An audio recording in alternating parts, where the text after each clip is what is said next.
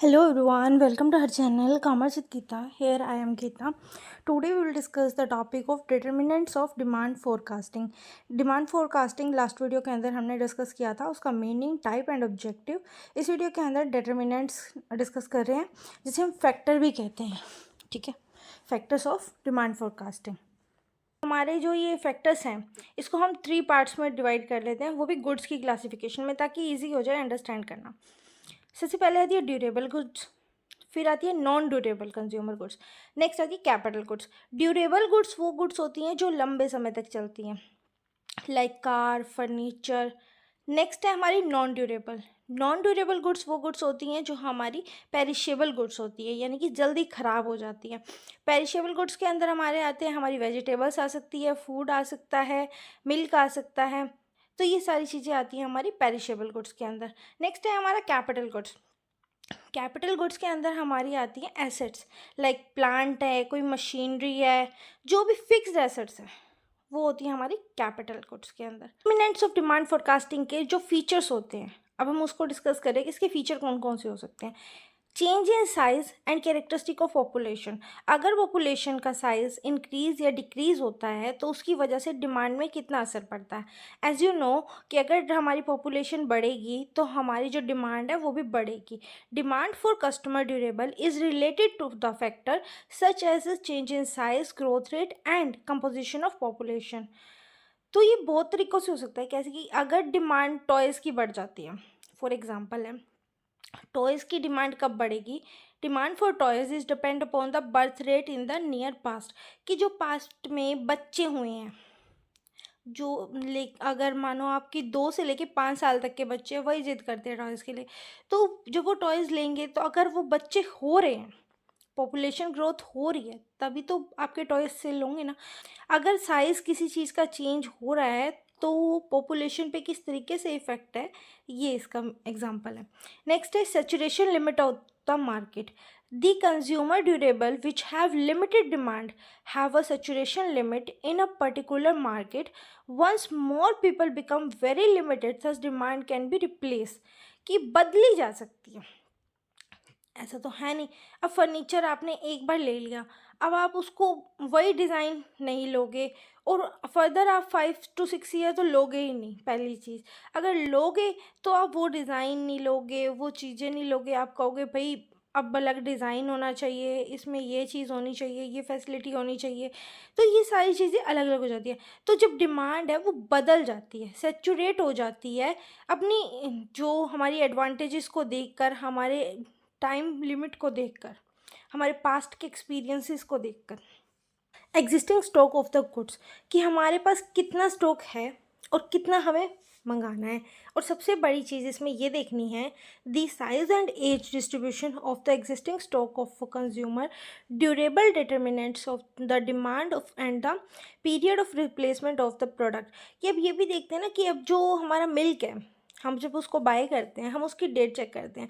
वैसे तो every product की हमें डेट चेक करनी चाहिए, पर मिल्क की हम करते हैं तो हम ये देखते हैं कि इसकी जो मैन्युफैक्चरिंग डेट से एक्सपायरी डेट इतनी है, तो ये जल्दी ख़राब हो जाती है.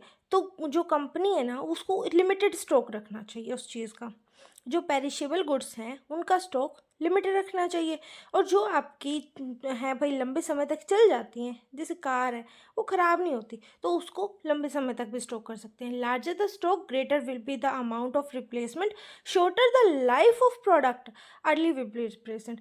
कि अगर प्रोडक्ट की लाइफ ज़्यादा है, शेल्फ़ लाइफ उसकी बहुत ज़्यादा है, तो हम उसे क्या करते हैं, लार्ज टाइम के लिए स्टॉक कर लेते हैं.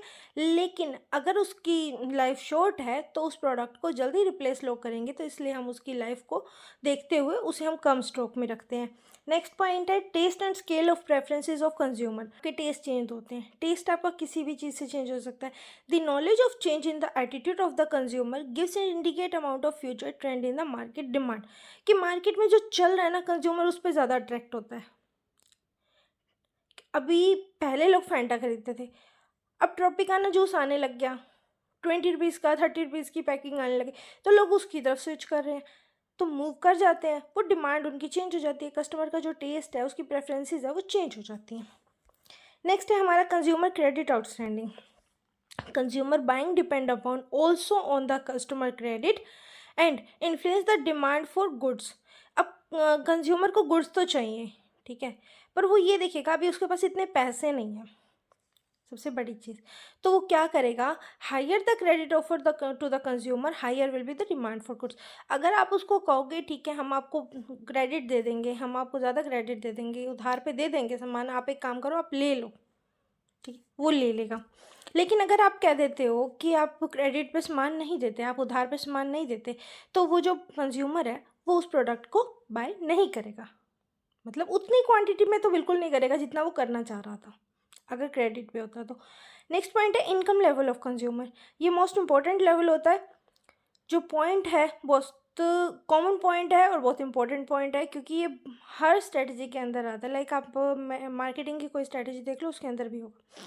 इनकम लेवल कंज्यूमर का हमें बहुत ज़्यादा हमारी जीडीपी को भी इम्पेक्ट करता है एंड जीएनपी के अंदर भी ये दिखाया जाता है। और disposable personal income in the economy, larger is the possibility of increase in disposable personal income, greater will the possibility of increase in demand.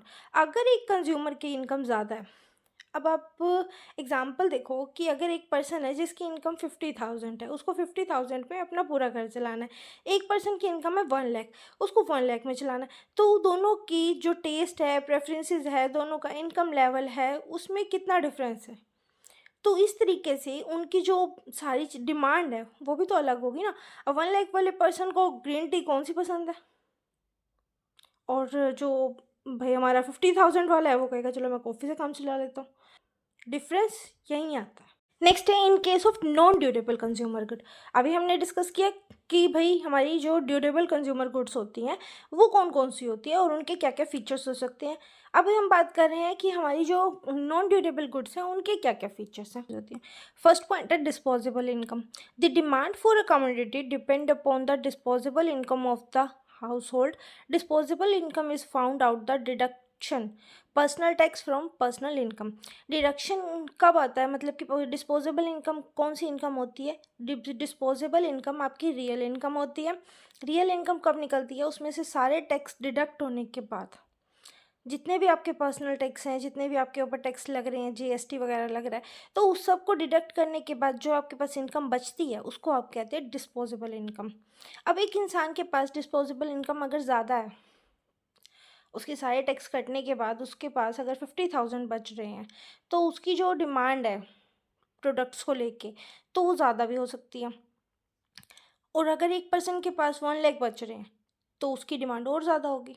I think you are clear. Price एक बहुत इंपॉर्टेंट फैक्टर है। The demand for a commodity depend upon its own price and the price of related goods, its substitute and complements. इसका क्या मतलब है आपको बता दूँ, जो प्राइस है वो बहुत इफेक्ट करते हैं किसी भी चीज़ को। अगर एक प्रोडक्ट का प्राइस हायर है तो जो पर्सन है अगर उसकी इनकम कम है तो वो क्या करेगा, वो स्विच कर जाएगा किसी और प्रोडक्ट पे। फॉर एग्जांपल लेते हैं टी और कॉफ़ी, कि अगर आपको टी पसंद है पर टी के रेट बहुत इंक्रीज़ हो गए हैं, तो आप क्या करोगे, आप स्विच कर जाओगे कॉफ़ी पे। वो उसका क्या है, सब्सिट्यूट है। नेक्स्ट है कॉम्प्लीमेंट्स। क्या होता है, कॉम्प्लीमेंट होता है जैसे कार है तो हमें पेट्रोल डलवाना ही पड़ेगा, ठीक है। अगर हमें कोई भी ऐसी प्रोडक्ट जिसके साथ दूसरा प्रोडक्ट हमें ज़रूरी है, चाहिए ही, तो वो होता है complementary good. While the demand of a good is inverse related to its own price and the price of the complements, it is positive related to the price of its substitute। कि अगर वो देखते हैं भाई, हर इंसान देखता है, आप भी देखते होगे, मैं भी देखती हूँ, क्या होता है कि अगर इन्वर्स रिलेशन हो रहा है कि हम ये देखेंगे कि एक प्रोडक्ट का प्राइस बढ़ रहा है उसकी डिमांड घट जाएगी, ये तो लॉ ऑफ डिमांड है, ये तो सबको पता है। अब पता है क्या होता है कि अगर आपके प्रोडक्ट का प्राइस ज़्यादा बढ़ रहा है तो आप क्या करोगे, आप सब्सिट्यूट पे चले जाओगे, भाई हम ठीक है हम इसको ख़रीद लेते हैं।